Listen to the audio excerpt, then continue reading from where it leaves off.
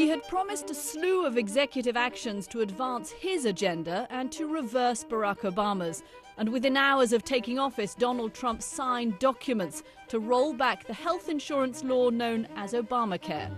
Today, he withdrew America from the Trans-Pacific Trade Partnership, a protectionist move he says is key to securing American jobs and economic prosperity.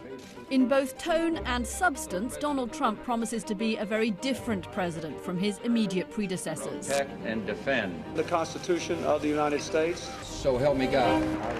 I think it'll be quite revolutionary. I would expect him to place much more emphasis on the growth of the economy, higher wages, better opportunities for people.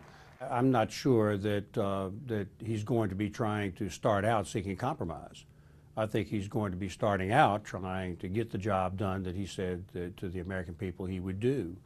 And I believe that means looking after the people that he thinks have been left behind. From the minute Mr. Trump took the oath of office, he faced the challenge of transforming his campaign slogans into policies. He says his ethos of America First is the scaffolding on which he will build his entire agenda.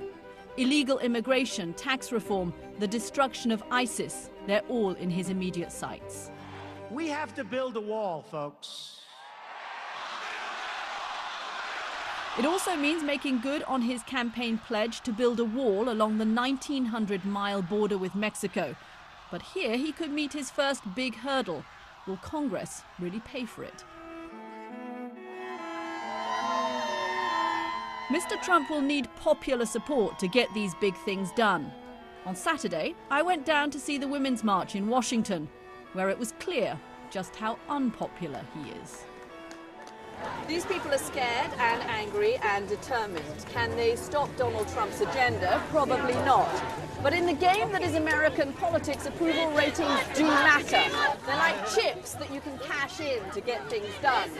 And if your ratings are low, you have fewer chips in your pocket. This is what democracy looks like. The Republican politicians who sat stony-faced at the inauguration as Mr. Trump derided the establishment will give their new president a lot of what he wants, in return for the power he has given them.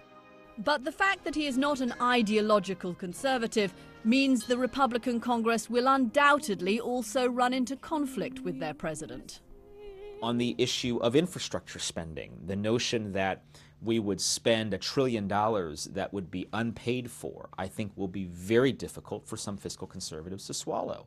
But for the time being, at least, I think most Republicans, if not all, are willing to give the president the benefit of the doubt.